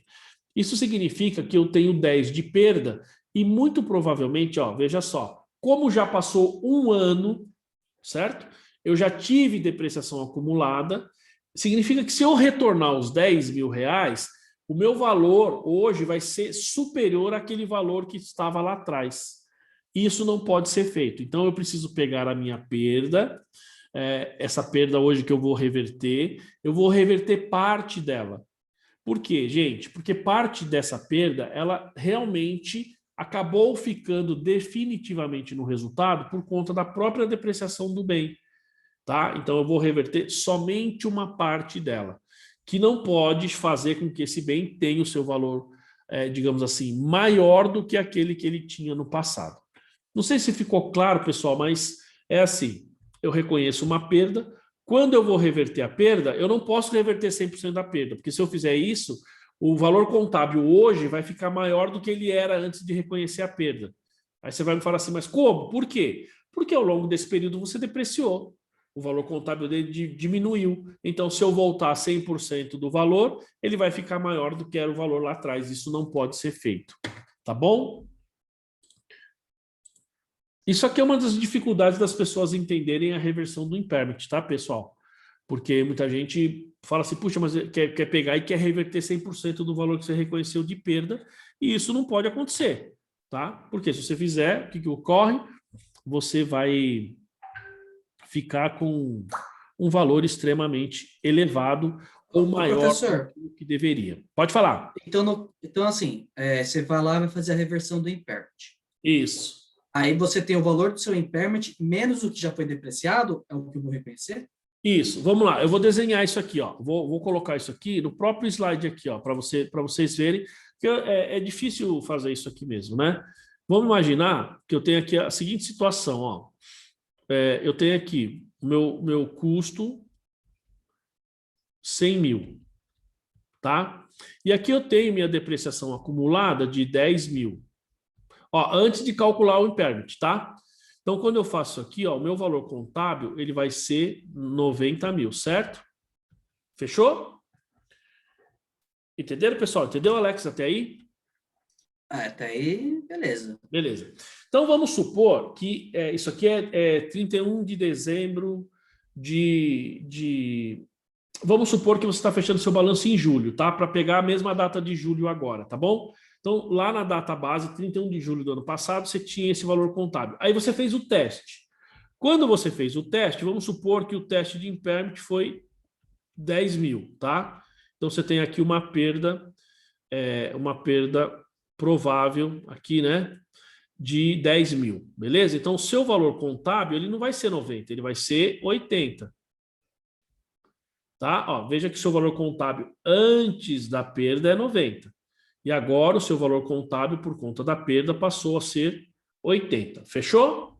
Bom, um ano depois, tá? Um ano depois. O que acontece aqui, ó? Você reestimou a sua depreciação, né? A sua vida útil e tal. Aí o que você vai ter um ano depois? Ó, você vai ter aqui um custo de 100 mil, porque o custo não muda, tá?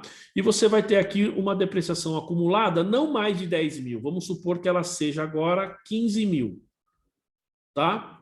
Então, qual seria o seu valor contábil? Só que aí, assim, você tem aqui uma perda estimada aqui, né? Deixa eu colocar perda estimada, é melhor do que PP, né? Uma perda estimada de 10 mil, certo? Ó, essa é a situação um ano depois. Qual que é o seu valor contábil aqui? Em vez de ser 80, vai ser 75, correto?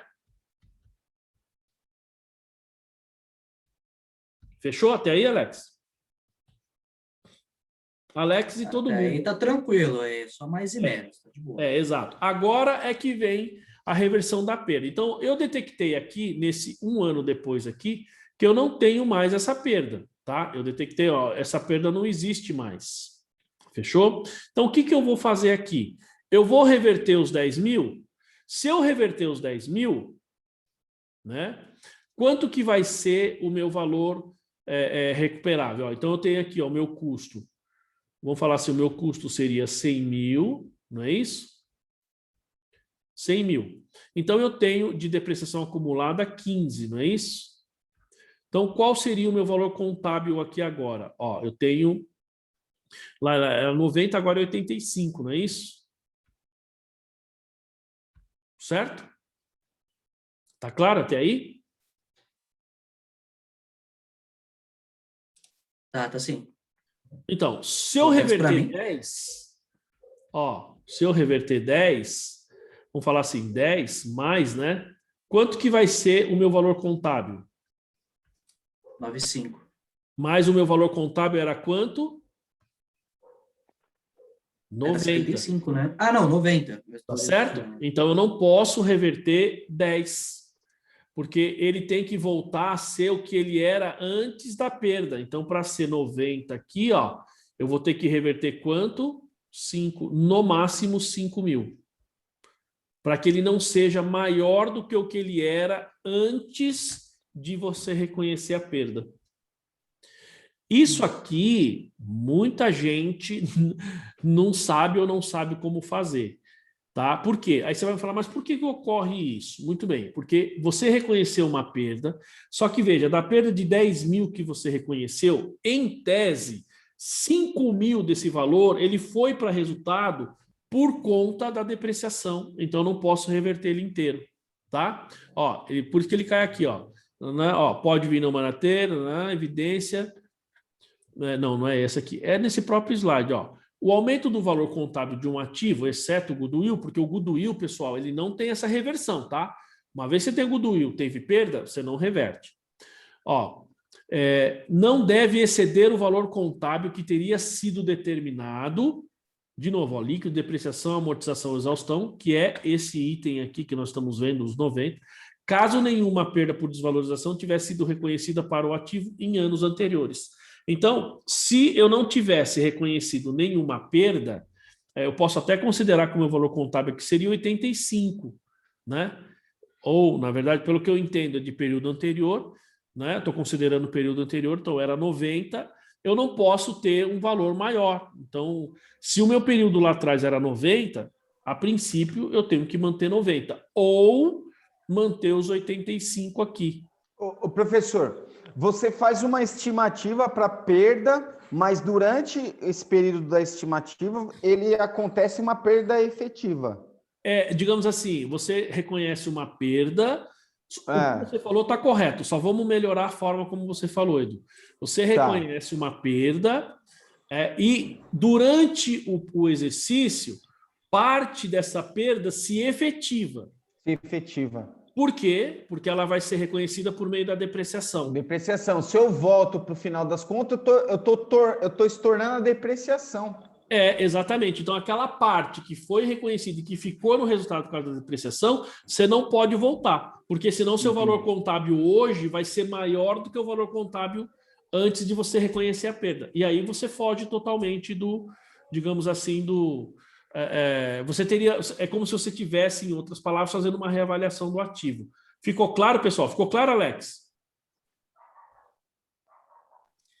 Ficou, só estava pensando na seguinte questão ali da reavaliação do valor de depreciação.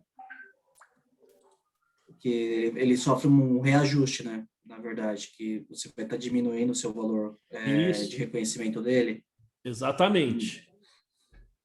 Mesmo que a vida Agora, útil do bem não se altere, né? É que aqui é um exemplo simples, mas se a gente fosse fazer mesmo, ó, vamos supor, eu estou falando aqui um ano depois, né? Depois eu até vou colocar um exercício para ser feito dessa forma aqui. Porque veja só, vamos supor que eu não tivesse reconhecido nenhuma perda, que é essa a diferença que você está falando. Eu não reconheci nenhuma perda, tá? Vamos supor que ao ano eu deprecie 10 mil por mês, tá? Então ao ano eu deprecio 10 mil por mês. Então olha só, no ano 1, o meu valor contábil vai ser 90 mil. Certo? Que é esse momento aqui. Sem perda, no ano 1.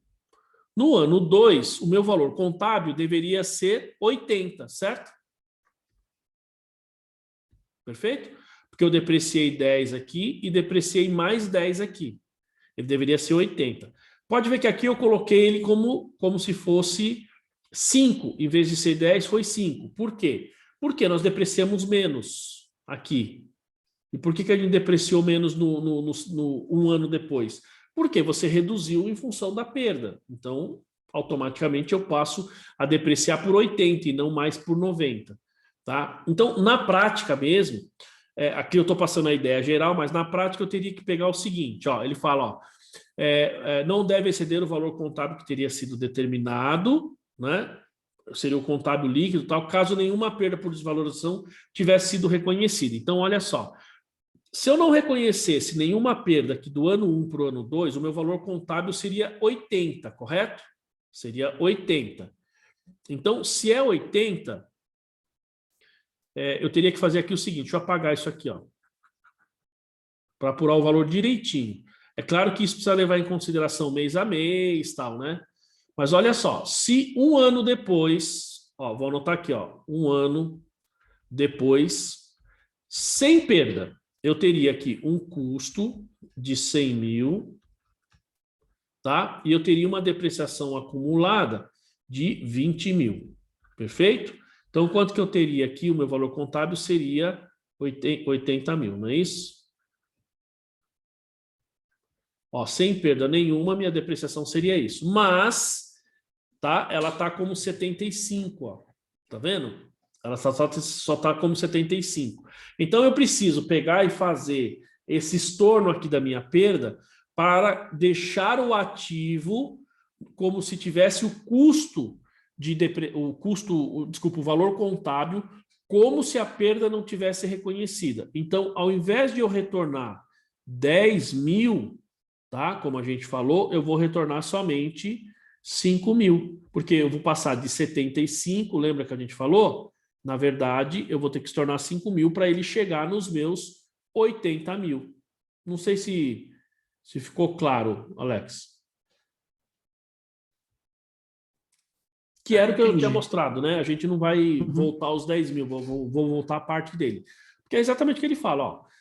A reversão não deve exceder o valor contábil que teria sido determinado caso nenhuma perda por desvalorização tivesse sido reconhecida em períodos anteriores. Então, eu preciso voltar, eu preciso pegar o bem, em outras palavras, é o seguinte, eu vou pegar o valor do bem antes da perda, continuo depreciando ele, claro que isso é extracontábil, sem considerar o valor da perda, e aí eu comparo, bom, o valor com a perda hoje é tanto, o meu valor contábil sem a perda é tanto. No nosso exemplo aqui dá uma diferença de 5 mil. Então eu não vou reverter a minha perda de 10 mil, eu vou reverter parte dessa perda de 10 mil, que no nosso exemplo vai ser 5 mil. Por quê? Porque parte dessa perda se efetivou por meio da depreciação, que foi a pergunta que o Edu fez. Agora, não sei se melhorou aí ou se esclareceu, se era isso que você estava em dúvida.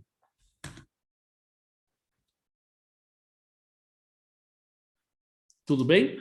Ô, professor, ontem a supervisora lá falou sobre um negócio que chama damage cost, eu entendi que é uma reavaliação, né? DMED cost?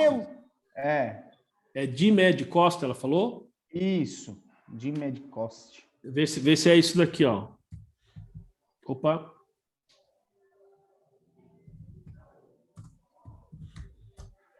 É isso aí que ela falou, ó? Isso aí. Tá. E o que ela falou exatamente? Porque parece que a gente vai abrir uma holding lá para controlar as outras empresas, para ter benefício fiscal. E aí ela falou, e temos que ver também sobre o damage cost. Eu dei uma pesquisadinha assim por cima de Google, né, só para não ficar boiando, e entendi que é reavaliação de ativo. Não é bem uma reavaliação, tá? O DMED cost, na verdade, ele é o seguinte: é quando você vai fazer a adoção inicial da norma, você vai fazer uma reavaliação, mas diferente da reavaliação de ativos normal. A reavaliação de ativos normal, o que você faz? Eu vou debitar o meu ativo e vou, digamos, criar uma reserva de reavaliação, porque você acha que aquele ativo vale mais do que o que ele está registrado, tá certo? O DMED cost é o custo atribuído. Então, vamos supor, aquele bem que praticamente está 100% depreciado, ele está com um valor muito baixo, mas aí você vai aplicar a norma, você vai fazer a adoção inicial, então você atribui, você pega aquele custo, e não é o custo que vem no laudo, mas você vai pegar aquele custo contábil que você tem e leva ele para o valor justo. Entendeu? E a finalidade é um pouco diferente. Então, você vai levar ele para o valor justo, só que com um detalhe. Você não vai abrir uma conta separada, tal. Você vai pegar e colocar... Você até pode ter para fins de controle, né? Mas, assim, a depreciação, do ponto de vista fiscal, continua tudo igual. Não muda nada. Porque qualquer atribuição de custo aqui é diferente. Vamos supor, você provavelmente deve ter custo, digamos, bens 100% depreciados na sua empresa, não tem?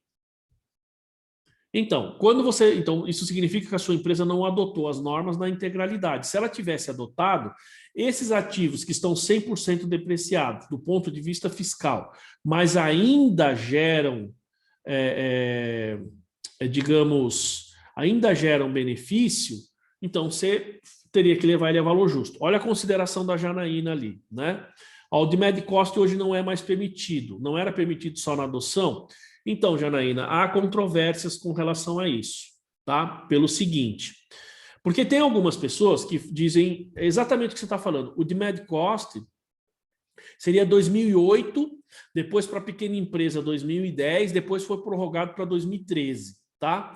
E aí tem uma linha, Janaína, que acredita que o DMED cost não pode ser mais aplicado, tá? Não pode ser mais aplicado. Bom, eu sou daquela linha que não sei se é bem assim, tá? Vou dizer o seguinte, vamos supor, você tem um cliente seu lá, Janaína, que não fez a adoção inicial na época. Pode falar. Bom, então é assim, você tem um cliente lá que não fez a adoção inicial, certo? Você vai fazer a adoção inicial agora. Tá fora do prazo? Tá, mas é melhor você fazer... eu sempre digo, é antes tarde do que mais tarde ainda, não é? Então é mais fácil, não é antes tarde do que nunca, antes tarde do que mais tarde ainda. Então é mais fácil você aplicar a norma agora, aplicar o custo, né? O custo atribuído, que é o DMED cost, chama-se custo atribuído, ainda que você faça agora. Mas por quê? Porque você está aplicando a adoção inicial agora. Algumas pessoas entendem que a adoção inicial não necessariamente, tá, Janaína? Eu entendo que não precisa necessariamente aplicar laudo. Se você tiver uma base boa para identificar esses valores, esse custo atribuído, e dependendo do ativo é fácil fazer isso, eu acho, claro, e desde que você tenha isso de forma, como eu posso dizer, escrita, né? Você vai ter esse caso... no papel, eu entendo que você não precisa contratar uma empresa, precisa ter um laudo específico para isso. Então, mas há controvérsias, assim como a Janaína está falando, tá, pessoal? Tem determinadas pessoas que dizem, não foi aplicado lá atrás, não pode ser mais. eu entendo diferente, tá? O meu entendimento, eu posso até estar errado, mas é uma questão de entendimento. A gente pode fazer de duas formas, na minha opinião. Ou eu vou aplicando aos poucos, ou eu aplico de uma única vez. Então, quando a gente fala do demand cost, eu entendo eu estou aplicando 100% das normas, estou fazendo a adoção inicial agora, considerando 100% das normas. Aí eu aplico o demand cost. Se eu estiver fazendo isso por áreas, então eu não aplicaria. Esse é o meu posicionamento, viu, Janaína? Claro que tem gente que vai falar assim, não pode mais. Como se trata de um procedimento societário, em nenhuma norma está escrito que não pode ser adotado mais. Ele fala, você tem que adotar até tal data, mas nenhum lugar está escrito assim, tá, se eu não adotar naquela data, eu não posso fazer? Não tem isso, então eu entendo que ainda pode ser. Ela está falando aqui, lançamento seria contra PL e a baixa seria indedutível. Perfeito, porque seria assim, então você vai aumentar ou diminuir os seus ativos e vai lançar ele contra a conta de PL, mudança de política. Lá no PL se abriria uma conta dentro do grupo, no meu entendimento, de lucros ou prejuízos acumulados e teria uma conta lá, mudança de política contábil. E aí você vai ter ali depreciação e tal. Então, aquilo que for diferente da legislação é indedutível, ponto. Seja na aplicação inicial, no demand cost, enfim, seria indedutível, com certeza. Ficou claro, pessoal, essa questão do demand cost aí? Então, há controvérsias, viu, Janaína? Né? Não sei se você viu aí, alguém falou, auditoria, não pode mais. Tem muita gente da auditoria que vai falar que não pode mais. O meu posicionamento é um pouco diferente, tá? Então, às vezes pode, eu acho que pode. Eu pego o Regil, você tem um cliente lá, ele fala assim, não, estou fazendo esse curso de pós, eu vou aplicar 100% daqui para frente. Ele vai fazer a aplicação integral, aí ele aplica, entendeu? Por quê? Porque ele está mudando de política agora. No meu entendimento, não há impedimento, tá? Não há impedimento, exato. Na norma não está escrito assim, não aplicou agora, não pode mais. A norma fala, o prazo é esse. Se eu não aplico o prazo, o que acontece? Não tem indicação, então no meu entendimento pode, tá? Tá claro, gente? Vamos lá, para finalizar, pessoal, mas deixa eu ver mais, falta bem pouquinho aqui, deixa eu só dar uma olhadinha. Deixa eu ver aqui, ó.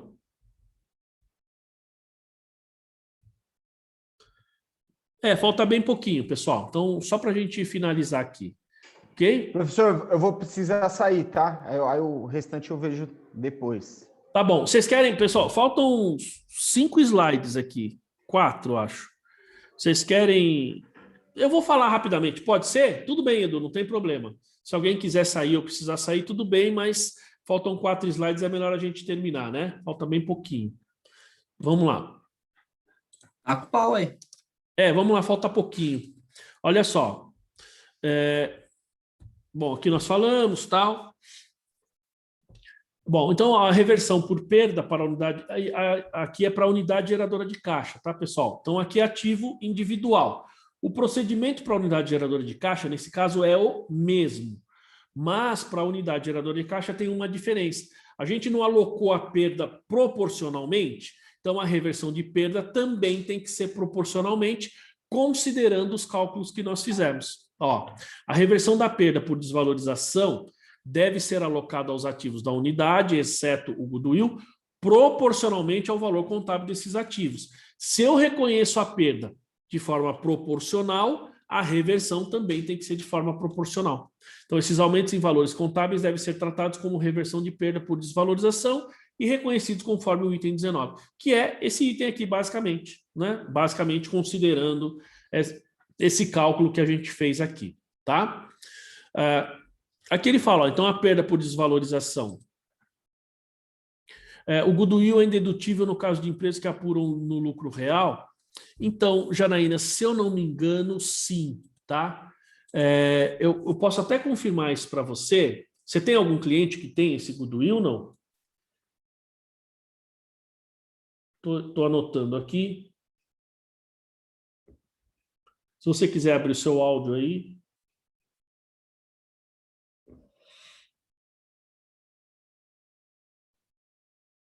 Bom, eu anotei aqui. Sabe por quê?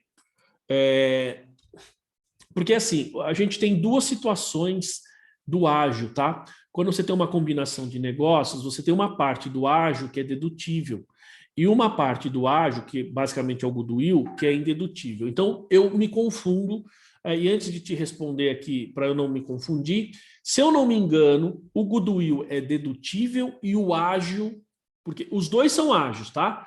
Só que o goodwill é um ágio por rentabilidade futura. Então, se eu não me engano, este ágio é dedutível e o ágio, que é por conta da valorização do bem, é indedutível. Eu vou confirmar isso e na semana que vem eu falo para você, tá? Porque eu me confundo.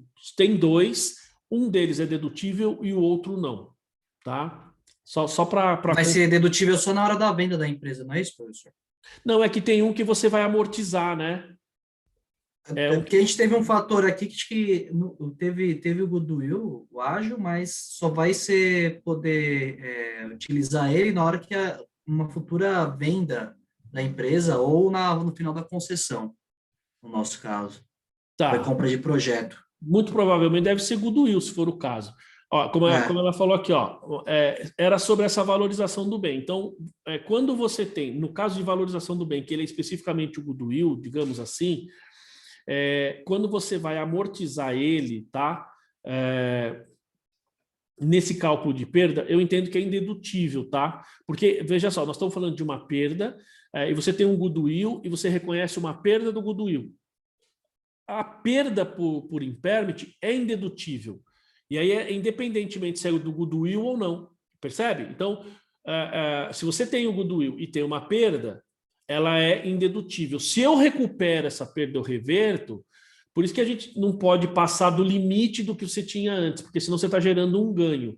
Tá? Então, da mesma forma que eu reconheci uma perda, ela vai ser indedutível, quando eu reverto, aquela parte do ganho também é não tributável.